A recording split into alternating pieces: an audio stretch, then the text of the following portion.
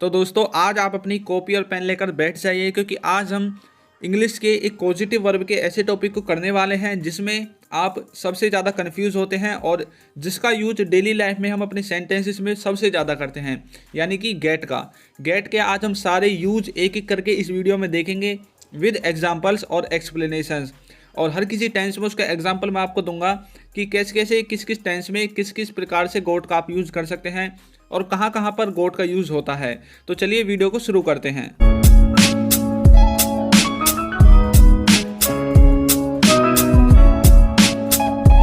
तो दोस्तों गेट को हम और अच्छे से जानने से पहले इसकी फॉर्म्स के बारे में जान लेते हैं, यानी कि इसकी जो वर्ब की फॉर्म होती हैं वो क्या क्या होती हैं। देखिए, जो गेट की आपकी फर्स्ट फॉर्म होती है वो होती है आपकी गेट, यानी कि आपकी बेस फॉर्म। उसके बाद गेट की जो सेकंड फॉर्म होती है वो होती है आपकी गोट।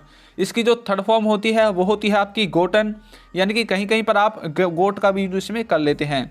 उसके बाद आपकी जो फोर्थ फॉर्म होती है वो होती है गेट की गेट्स, और उसके बाद जो इसकी फिफ्थ फॉर्म होती है वो होती है इसकी गेटिंग, यानी कि आईएनजी के साथ। तो इस तरह से गेट को हम अलग अलग 5 तरीके से यूज़ कर सकते हैं। तो चलिए अब बात करते हैं इसके यूजेस के बारे में।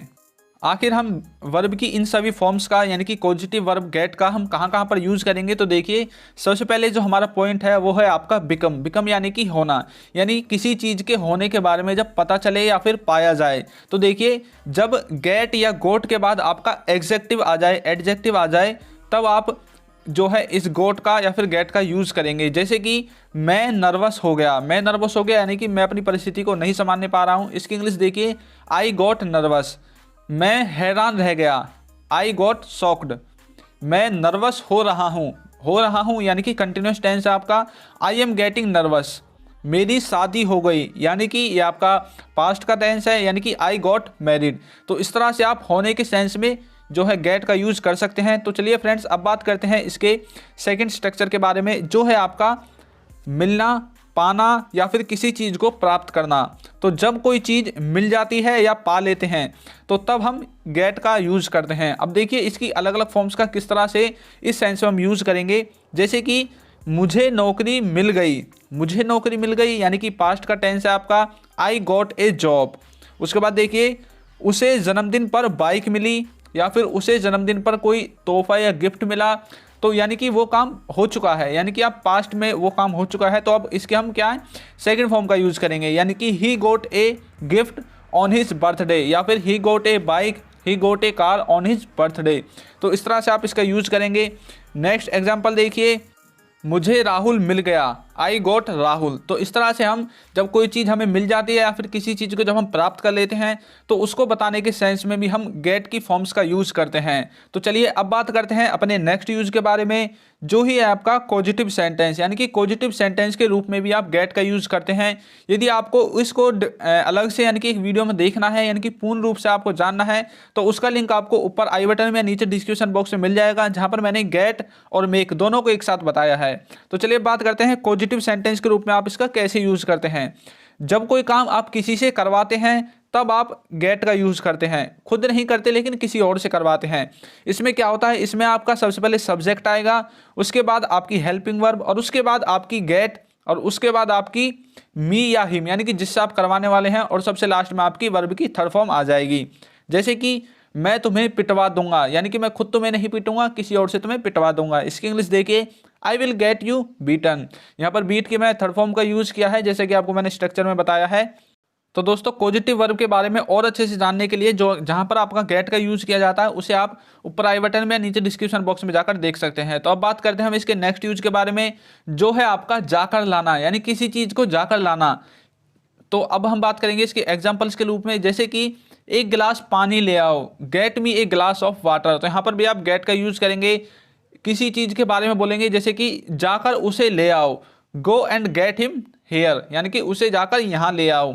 तो हमारा जो नेक्स्ट यूज है उसमें हम यूज करेंगे समझना, यानी कि जब हम किसी की बात को समझ जाते हैं, मान लीजिए कोई हमसे कोई बात कर रहा है और जब हम उसकी बात को समझते हैं या नहीं समझते हैं तो उस सेंस में भी हम गेट का यूज़ करते हैं। जैसे कि मैं तुम्हारा जोक समझ गया, यानी कि आई गॉट दैट जोक। मैं समझ गया, यानी कि किसी बात को समझ गया, आई गॉट इट, यानी कि आई गॉट इट, मैं इसे समझ गया। अब नेक्स्ट देखिए, मैं तुम्हारी बात नहीं समझा, यानी कि जब हम किसी की बात को नहीं समझते तब हम किस तरह से बोलेंगे, I didn't get your words, I didn't get your words, मैं तुम्हारी बातों को नहीं समझा। I am getting your talk, मैं तुम्हारी बात समझ रहा हूँ। I am getting your talk, मैं तुम्हारी बात समझ रहा हूँ। गेटिंग का मतलब है कोई कार्य कंटिन्यूस में चल रहा है। तो अब बात करते हैं इसके नेक्स्ट यूज के बारे में, जो है आपका पहुंचना के सेंस में, यानी कि रीच्ड। रीच्ड का भी आप इसमें यूज कर सकते हैं, लेकिन अब इंग्लिश को और अच्छे से और एडवांस बोलने के लिए आप गेट का यूज करेंगे। जैसे कि मैं रात को 11 बजे घर पहुंचा, मैं रात को 11 बजे घर पहुंचा, यानी कि I got home at 10 PM। वह हमेशा 9 बजे ऑफिस पहुंच जाता है। हमेशा की बात हो रही है, यानी कि ये आपका प्रेजेंट का इंडेफिनिट टेंस होगा। She always get to office at 3 PM। तो इस तरह से आप 3 या फिर 9 PM जो भी आपका टाइम है, इस तरह से आप इस सेंटेंसेस को आसानी से बना सकते हैं। तो फ्रेंड्स अब बात करें हम गेट के अगले रूप के बारे में, जो है आपका गेट टू।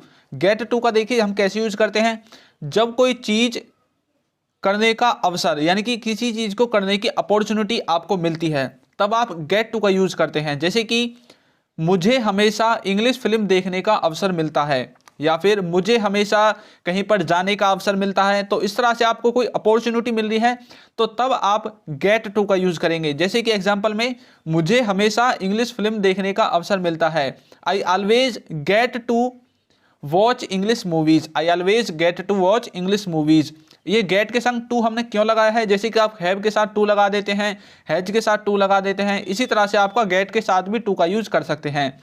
मुझे हमेशा बहुत सारी चीज़ें खाने को मिलती हैं। I always get to eat a lot of things, मुझे सीखने को बहुत कुछ मिलेगा, यानी कि ये आपका फ्यूचर का टेंस है। तो देखिए, I will get to learn a lot, I will get to learn a lot. तो इस तरह से आप इस तरह की सेंटेंसेस को इस स्ट्रक्चर के द्वारा आसानी से बना सकते हैं। तो फ्रेंड्स अब बात करेंगे हम इसके नेक्स्ट यूज के बारे में, जो है आपका पास होने के सेंस में, यानी कि पोजेशंस के सेंस में। जैसे कि आप बोलते हैं कि मेरे पास एक कार है, मेरे पास एक बाइक है, यानी कि आई हैव ए कार या फिर आई हैव ए बाइक। अब यहाँ पर जो आपका हैव के साथ हम गोट का भी यूज कर सकते हैं, जैसे कि I have got A car, यानी कि मेरे पास एक कार है। इस तरह से भी आप इसका यूज कर सकते हैं। तो चलिए इसका एक आधा एग्जाम्पल और देख लेते हैं, जैसे कि क्या तुम्हारे पास एक पेन है, do you have a pen. तो इस तरह से आप इसका जो नेक्स्ट लेवल देखिए, do you have got a pen. तो इस तरह से आप इसका यूज कर सकते हैं। तो चलिए अब बात करते हैं इसके नेक्स्ट जो यूजेस है उसके बारे में, जो है आपका दिलवाना, यानी किसी चीज़ को आपको दिलवाना। जैसे कि मुझे कार दिलवा दीजिए, या फिर मुझे चॉकलेट दिलवा दीजिए, या फिर मुझे कुछ और चीज़ दिलवा दीजिए। तो वहाँ पर भी आप जो है गेट की फॉर्म्स का यूज कर सकते हैं। जैसे कि मुझे एक कार दिलवा दो, गेट मी अ कार। तो इस तरह से आप कोई दिलवाने के सेंस में भी जो गेट का यूज़ कर सकते हैं। जैसे कि मैं तुम्हें जो है सब्जी दिलवाऊंगा, I will get you vegetables. तो इस तरह से आप दिलवाने के सेंस में भी इसका यूज कर सकते हैं। तो चलिए अब बात करते हैं इसके नेक्स्ट यूज के बारे में, वो है आपका किसी के बारे में या किसी की बीमारी के बारे में बताना, यानी कि किसी चीज़ के बारे में बताने के लिए। जैसे कि मान लीजिए उसे बुखार हो गया है, इसकी इंग्लिश देखिए क्या होगी, ही गॉट फीवर। तो उसे बुखार हो गया है। और जैसे कि उसे कोई और बीमारी हो गई, यानी कि जैसे उसे कैंसर हो गया है, ही गॉट कैंसर। तो इस तरह से आप कोई चीज़ बताने के बारे में भी आप जो है गेट का यूज़ कर सकते हैं। तो फ्रेंड्स यही थे गेट के जो ज़्यादातर हम जिनका यूज़ करते हैं। तो फ्रेंड्स यदि आपको वीडियो अच्छी लगी तो हमें बताइएगा ज़रूर, और कमेंट बॉक्स में आप हमें ज़रूर बताइए कि आपको वीडियो देखने में मज़ा आया नहीं आया। तो यदि आपका अभी कोई और डाउट है किसी और जो है पॉजिटिव वर्ब से लेकर, तो आप हमें कमेंट बॉक्स में बता सकते हैं। तो यदि चैनल पर नए हैं तो चैनल को सब्सक्राइब कर दीजिए और वीडियो को लाइक करना बिल्कुल ना भूलें। Thank you.